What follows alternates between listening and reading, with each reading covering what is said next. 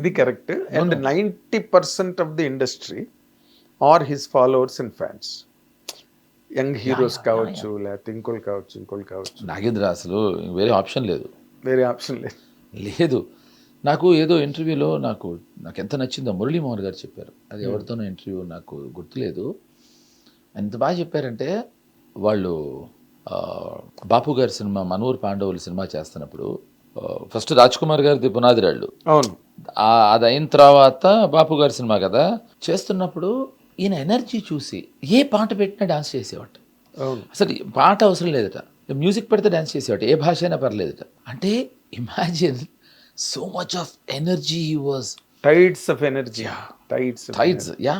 So అప్పుడు కృష్ణరాజు గారు అన్నారట, మంచి విలన్ అవుతాడంటే ఊరుకోండి కృష్ణరాజు గారు ఇండస్ట్రీ అని అన్నారట. నాకు ఎంత నచ్చిందో. ఆయన చాలా గర్వంగా చెప్తారు మురళీమోహన్ గారు ఎప్పుడు చిరంజీవి గారి గురించి చెప్పేటప్పుడు. ఆయన అసలు వ్యక్తిగా చాలా మంచివారు. మురళీమోహన్ గారు is a very nice gentlemen, very nice gentlemen. లేకపోతే ఆయన చిరంజీవి గారి గురించి చెప్పాల్సిన అవసరం లేదు, ఏం లేదు. So that shows his wisdom. Yes, that's really nice. నేను అసలు మనం కొంచెం అంటే మంచి టాపిక్కే మాట్లాడుకున్నాం. బట్ ఇందాక నేను అడిగిన పాయింట్ ఏంటంటే, ఇప్పుడు అలాగ లుక్ కనిపించడానికి will you charge more from the producer? నాకు సడన్గా ఎంత వెనక్కి తీసుకెళ్ళామంటే, నీ మిత్రుడు మన ప్రభు నన్ను ఒకసారి, ఏంటి జబ్బులు ఎక్కువ ఛార్జ్ చేస్తున్నావు కదా ఈ మధ్య అన్నాడు. అంటే ఆనందించు, సగం ఫేస్ చూపించింత అడుగుతున్నాను, గడ్డం తీసానంటే చచ్చారే డబ్బులు అడుగుతా అన్న. సో అది గుర్తొచ్చింది నాకు. కానీ నిన్నెవరు గడ్డానికి కూడా ఎవరు అబ్జెక్ట్ చేయలేదా? వద్దు సార్ మాకు ఈ గడ్డం ప్లీజ్ కొంచెం కొత్తగా ఉంటుంది సార్, గడ్డం గీసేయండి అని ఎవరు అడగలేదా నిన్ను? లేదు. ఎందుకు అడగలేదు అంటే, నా ఐడెంటిటీ గడ్డమే అని వాళ్ళు నమ్ముతున్నారు. నా ఐడెంటిటీ గడ్డమే అని. కనీసం సరే నువ్వు ఎలాగ మొండోడివి తీయవు, అది అందరికీ ఎస్టాబ్లిష్డ్. ఎవ్వరు అడగలే, ఒకరు కూడా. నాకు ఇన్ని రోజులుగా ప్రశ్నకి సమాధానం దొరకలేదు. మేబీ ఇప్పుడు ఫస్ట్ టైము ఎవరైతే నా చేత గడ్డం పెట్టించి నన్ను గడ్డం చక్రవర్తి చేశారు, రామ్ గోపాల్ వర్మ గారు సినిమా తీశారు దెయ్యం అని. ఆ దెయ్యం సినిమాలో నాకు ఇప్పుడు వెలిగింది, ఇన్నేళ్ళగా ఎందుకు ఆడలేదు అని తెలియదు. నేను గడ్డం తీశాను కంప్లీట్లీ వితౌట్ గడ్డం. అవును, ఒక్క సినిమాలో. మేబీ ఆ సినిమాలో ఆడియన్స్కి నచ్చలేదేమో మరి, అప్పటి వరకు గడ్డంతో చూసి. ఇప్పుడు ఫస్ట్ టైం నాకు వెలిగింది బుర్ర. మామూలుగా మిగతా విషయాలు కదా ఈ విషయంలో. యా. సో యా, అంటే ఇచ్చిన కాంప్లిమెంట్కి thank you so very much. అసలు ఇలా మామూలుగా ఇలా తీసి కస్తూర్బా గుళికలు ఇట్టేసి కొడితే గిలగిల్లాడిపోయేంత గుళికేసావు నాకు. కాదు ఇలా దానికి ఎక్కువ చార్జ్ చేస్తావా అంటే నేను చిన్న బ్లష్ అయ్యే. ఇగో బ్లష్ కాదు, we're all taken a back. నేను ట్రైలర్ చూసినప్పుడు, నేను ఫస్ట్ టైం ఓపెన్ చేసినప్పుడు జడియనా అని ఒక చిన్న ఫర్ ఎ మూమెంట్ లిప్తో పాటు ఐ వింక్ టైం. బట్ ఎంత బాగా మెయింటైన్ చేస్తున్నాడు, ఎంత స్ట్రాంగ్గా ఉన్నాడు అని థ్యాంక్ యూ వెరీ మచ్ అని అనిపించింది. నేను ఇందాకలు అన్నది ఏంటంటే, ఇప్పుడు నువ్వు గడ్డం ప్రతి సినిమాలోనూ గడ్డంతో కనిపించేటప్పుడు, how do you think that you look like the character? You look like JD. But luckily నాకు మంచి డైరెక్టర్స్ దొరకటం వల్ల నేను కొత్త కాయినింగ్ ఒకటి మొదలెట్టాను. కాంటెంట్ ఇస్ ద కింగ్ అనేది పాత కాయినింగ్, ఇప్పుడు నేను మార్చాను. Content is queen, director is the king. బాగుంది. ఇది కొత్త కాయినింగ్ మొదలెట్టాను. చాలా బాగుంది. ఎందుకు చెప్పనా, నా అదృష్టం ఏంటంటే శివాలో నేను నీకు విలన్లాగా కనిపించాను, అదే గెటప్ అదే గడ్డం. మనీలో ఎక్స్ట్రీమ్ హైట్స్ ఆఫ్ హ్యూమర్ అది. అవును. సో అది నా డైరెక్టర్స్ గొప్పతనం. వాళ్ళు నన్ను వేరీడ్ డిఫరెంట్ కైండ్స్ ఆఫ్ క్యారెక్టరైజేషన్స్లో పెట్టినా కూడా గడ్డం నాకు ఎప్పుడు అవ్వలేదు అడ్డం. అందుకు అడ్డమేమిరా అంటే నీ గడ్డమే గురువు అని పాతల బరిలో డైలాగ్. సో అలాగే ఉంటూ అప్పుడు అంటే ఇంకోటి, నటన వేష భాష ధోరణులను మార్చడం వల్లే వస్తుంది అనుకోవటం అవివేకం. అలాగే ఉంటూ రకరకాల పాత్రల్లో మెప్పించడం ఇంకా కష్టం. ఎందుకంటే ఆహార్యంతో సగం బరువు దిగిపోతుంది, సగం you become that character. Correct. So అది నా డైరెక్టర్స్ గొప్పతనం, కేవలం నా డైరెక్టర్స్. ఫర్ ఎగ్జాంపుల్ మనీలో Siva Nageswara Rao, he wanted to see me like that. And గులాబీలో వచ్చేప్పటికి వంశీ, మళ్ళీ అనగనగ రోజుల రాము గారు కంప్లీట్లీ గేమ్. ఇప్పుడు నేను ప్రేమిస్తున్నాలో సత్యం wanted to give me a kind of a character. నువ్వు రచన ఫస్ట్ హీరోయిన్. కరెక్ట్. అండ్ మళ్ళీ ఇంకో విచిత్రం, కృష్ణారెడ్డి గారు ఎగిరే పవనంలో never wanted to see me అని ఇలాంటి క్యారెక్టర్లో కాకుండా అలా చూశారు. నువ్వు రెగ్యులర్గా సినిమా షూటింగ్ వచ్చేవాడు, నీకు గుర్తులేదు, నాకు గుర్తుంది, వైఫ్ ఆఫ్ వరప్రసాద్, నువ్వు చాలా రెగ్యులర్గా వచ్చేవాడు. వంశీ గారు ఇది నా గులాబీలు, మనీలు, బాంబే పీరియడ్లు చూసి ఆయన అసలు త్యాగరాజ్ అనే క్యారెక్టర్ రాశాడు.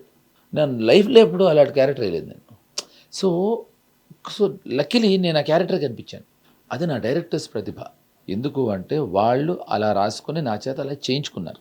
ఫర్ ఎగ్జాంపుల్ గాయపడ్డ సింహం, I want to give the credit to definitely Kashyap and also Pawan Sadhineni. ఎందుకు అతను నిర్మాత ఈ సినిమాకి. అవును, నేను ఇది ప్రతి చోట ప్రతిసారి చెప్తున్నాను, ఎందుకంటే నిజం ఎన్నిసార్లు చెప్పినా అలాగే ఉంటుంది. ఒక దర్శకుడు అయ్యి ఉండే, పైగా అతను ఒక 25-30 సినిమాలు తీసేసిన తర్వాత అతన్ని రాము గారితో పోలుస్తా, ఎర్లీ డేస్ రాము గారితో పవన్ సాధినేని. అవునా? Yeah so similar. Early days Ramu గారు అప్పట్లో ఐ రిమెంబర్. మీకు తెలుసు, మీకు బాగా తెలుసు. I remember. ఫస్ట్ శివ అయిపోయిన వెంటనే క్షణక్షణం చేస్తూ ఆయన ప్రొడక్షన్ కంపెనీ పెట్టి మనీ రాత్తు మొదలెట్టేసాడు. ఇది ఇంకా 2వ సినిమా రిలీజ్ కూడా అవ్వలేదు. అలా దయా ఫినిష్ చేసి మనోడు ఇప్పుడు ఆకాశంలో ఒక తార అనే సినిమా తీస్తున్నాడు. దత్ గారు, మా స్వప్న, మన గొంగన్ గంగరాజ్ గారు అబ్బాయి సందీప్, అల్లు అరవింద్ గారు, దుల్కర్ సల్మాన్, వీళ్ళందరితో సినిమా ఇతను డైరెక్ట్ చేస్తున్నాడు, వాళ్ళు ప్రొడ్యూస్ చేస్తున్నారు. ఈ టైంలో ఇతనికి ఎక్కడో, నేను చాలాసార్లు అడుగుతున్నా, చెప్పట్లేదు ఎక్కడో, వీళ్ళు ఎక్కడో ఎప్పుడో పరిచయమైన కశ్యప్, ఇదివరకు ఇద్దరు బెస్ట్ ఫ్రెండ్స్, రెగ్యులర్గా కలవటం కూడా కాదు, అప్పుడప్పుడు కలుస్తూ ఉండేవారు అడపా ఏదో తను చేసిన ఒక వెబ్ సిరీస్కి ఏదో తను he was one of the writers or రైటింగ్కి వెళ్ళాడు ఏదో కశ్యప్, అంతే. ఏదో కార్ పార్కింగ్ 5 నిమిషాల్లో ఫైనలైజ్ కార్ పార్కింగ్లో పవన్ ఒక పాయింట్ చెప్పాడు, ఎవరికి? కశ్యప్ ఇది నాకు ఇంట్రెస్టింగ్గా ఉంది, కొంచెం నీ కైండ్ ఆఫ్ ఫిల్మ్ ఇది ఏమన్నా డెవలప్ చేయించాను. సో కశ్యప్ కూడా తన కోసం అనుకోలేదు, ఓహో పవన్ నెక్స్ట్ సినిమా దయా హిట్ అయిపోయింది, తను ఆకాశంలో డబ్బులు ఇచ్చి ఆకాశంలో తయారు చేస్తున్నాడు, నెక్స్ట్ సినిమా కోసమేమో అని సరే అన్నాడు. అని మళ్ళీ విచిత్రం చూడు, అనుకోకుండా ఒక 15-20 రోజుల తర్వాత మళ్ళీ అదే పార్కింగ్లో కలిశారు. కలిసినప్పుడు వాళ్ళు పాయింట్ చెప్పావు కదా, నేను కథ ఫినిష్ చేశాను, తను కథ చెప్పాడు, డన్, నేను ప్రొడ్యూస్ చేస్తున్నా, నువ్వే డైరెక్టర్ అన్నాడు. నేను పవన్ అడుగుతుంటా, ఆ పార్కింగ్ ఏంటో చెప్పు, నువ్వు నేను కూడా అక్కడ కలుద్దాం పవన్, సో మనం కూడా ఏదైనా పాయింట్లు చెప్పుకోవచ్చు అని. డబ్బులు లేవు, తనేమి బాగా no he's definitely from a well to do family, but not to make a film like this. నా దగ్గరికి వచ్చాడు, తరుణ్ భాస్కర్ దగ్గరికి వచ్చాడు, కథ చెప్పారు, పగలబడి నవ్వాం. అంటే ఒక జంజాల గారి లాంటి హ్యూమరు, క్రేజీ మోహన్ లాంటి కైండ్ ఆఫ్ స్క్రీన్ ప్లే. ఇది నేను ఇది సెటైరికల్ సినిమానో లేదా స్పూఫో అని అన్ను, ఓకే, కానీ కొన్ని సినిమాల్లోంచి చాలా అందంగా కొన్ని సీన్స్ని చాలా బాగా మలిచి అడాప్ట్ చేసుకున్నాడు. కాదు, దాన్ని అడాప్ట్ చేసుకుని లేకపోతే ఇంటెలిజెంట్గా కాదు, అది నీకు తెలిసేటట్టే, తెలిసి తెలియకుండా తెలుస్తూనే దాన్ని హ్యూమర్కి వాడాడు. అది ఫస్ట్ స్ట్రోక్ ఆఫ్ బ్రిలియన్స్ నా ఉద్దేశంలో. సరే సినిమా తీసేస్తున్నా అన్నారు, నేను తరుణ్ ఓకే అన్నాం. నాకు పవన్ ఏం చెప్పినా నచ్చుతుంది, విచిత్రం అంటే ఏం చెప్పకపోయినా నచ్చుతుంది, అంత ఇంటెలిజెంట్ ఫెలో. బట్ సరే సినిమా నిజంగా నచ్చింది, పగలబడి నవ్వాం, తరుణ్ కానీ నేను కానీ, అసలు నాన్ స్టాప్. షూటింగ్ అన్నాడు, స్టార్ట్ చేస్తున్నాం, ప్లానింగ్ అన్నాడు, అండ్ ఈ స్టార్టెడ్ ఎగ్జిక్యూటింగ్. ఇది తను బయట సినిమాల్లో చేసే డబ్బులతోటి ఎగ్జిక్యూషన్ స్టార్ట్ చేసాడు. అది మాకు తెలీదు, ఓహో ఎవరో ఉన్నారు ఏదో చేస్తున్నారు అనుకున్నాం. సో లక్కీగా తన ఫ్రెండ్స్ అయిన కళ్యాణ్ భాను, తనతోటి సినిమా తీయడానికి వచ్చారు ఫ్రెండ్స్ వాళ్ళు. ఓకే, నీతో సినిమా తీస్తున్నాం, నీ డైరెక్షన్లో వస్తే వద్దు ఈ సినిమా తీయేద్దాం మనం అని. చాలా గొప్ప గ్రేట్ గెస్చర్ కదా, ఎక్స్ట్రాడినరీ. ఎందుకంటే నీతో చేస్తామని వస్తే వద్దు మనం కశ్యప్తో చేద్దాము, చాలా బాగుంటుందని చెప్పి తీసుకొచ్చి అక్కడి నుంచి విజయ్ అని తను కూడా is part of the production, ఇప్పుడు తను డైరెక్టర్. అసలు ఫస్ట్ వీళ్ళు లేరు, మేము కమిట్ అయినప్పుడు సినిమా అన్నీ ఉన్నాయనుకున్నాం. మేము సినిమా షూటింగ్ స్టార్ట్ చేశారు, కళ్యాణ్, భాను, పవన్ కలిసి స్టార్ట్ చేశారు. స్టార్ట్ చేసిన తర్వాత నాకు తెలిసి బిగ్గెస్ట్ విక్టరీ మా గాయపడ్డ సింహానికి, బిగ్గెస్ట్ విక్టరీ జీ స్టూడియోస్ వాళ్ళు వచ్చి జరిగినంత వరకు సినిమా చూసి వాళ్ళు they also got into the production. Yes I had it అను. నా అది మాకు ఎందుకు బిగ్గెస్ట్ విక్టరీ అంటే ఇప్పట్లో కార్పొరేట్స్ని హ్యాండిల్ చేయడం చాలా కష్టం. అవును. ప్లస్ డెఫినెట్గా చాలాసార్లు దాన్ని స్కాన్ చేసి అబ్బో, చేయాలి. చాలా గొడవ కాదు, ఉంటుంది. వాళ్ళని కూడా మనం అనడానికి లేదు, ఎందుకంటే ఇండివిజువల్ డెసిషన్ కాదు కదా, అది క్యూములేటివ్ డెసిషను. పైగా తప్పు కూడా కాదు, ఎక్కడో బాంబేలోనో ఢిల్లీలో ఉన్న తెలుగు రాని వాళ్ళు మరి హెడ్స్ ఉంటారు, వాళ్ళు చూసి వాళ్ళకి అర్థం కావాలి. కొన్ని కొన్ని డైలాగ్ పంచెస్ ఉంటాయి, అవును. అది ఎలా అర్థమవుతుంది మన భాష? తెలుగు డైలెక్ట్ పంచాలకు కాదు, అర్థం కాదు. అర్థం కాదు. In spite of that Zee వాళ్ళు వచ్చి they got into partnership. నాకు తెలుసు అది biggest victory, final and the greatest victory నా ఉద్దేశంలో. కమర్షియల్ సినిమాకి కొలబద్ద దిల్ రాజు, అవును.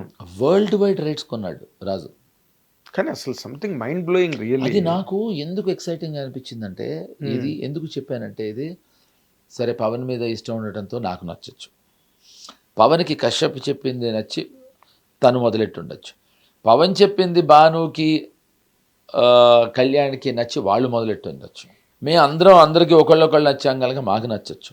బట్ ఎక్కడో సంబంధం లేని ఒక కార్పొరేట్ వాళ్ళు వచ్చి మాతో చేతులు కడపటం ఒక బిగ్గెస్ట్ అచీవ్మెంట్ అయితే, దిల్ రాజు సినిమా కొంటాం, ఎందుకంటే ఎదురు డబ్బులు ఇచ్చి కొనాలి. అవును, డబ్బులు ఇవ్వాలి కదా, ఊరికి మాటలు కాదు. కాదుగా, ఇచ్చి మొత్తం సినిమా కొనుక్కోవటం నాకు తెలిసి ఇది మా గ్రేటెస్ట్ విక్టరీ. సో ఈ సినిమాలో ఏమవుతుందంటే, కొన్ని సినిమాలకి మనం కొంచెం ఎక్కువ మోజు చూపిస్తాం. అవును. ఆ మోజు చూపించడానికి గల కారణం ఏంటి తెలుసా నాగేంద్ర? ఆ సినిమా తాలూకు ప్రతిభ, ప్రభావం, దాని యొక్క కాంతి మనకి తెలియకుండా, షీన్ ఆఫ్ ఇట్. మనకి తెలియకుండా ఒక మనిషిని, వ్యక్తిని ఇష్టపడితే నాకు పవన్ చాలా ఇష్టం, నేను అరగంట చెప్పచ్చు. కశ్యప్ ఇష్టం నాకు గంటన్నర చెప్పచ్చు. భాను గురించి 2 గంటలు చెప్పచ్చు. కళ్యాణ్ గురించి 3 గంటలు. చెప్పిన ఫైనాన్షియల్ టర్మ్స్ సెట్ అవ్వడం ఉన్నది చూడు. ఇప్పుడు జీ స్టూడియో నువ్వు అన్నట్టుగా మీరు you scratch my back and I scratch your back అన్నట్టుగా, యువర్స్ అన్నట్టుగా కాకుండా, అది ఓకే,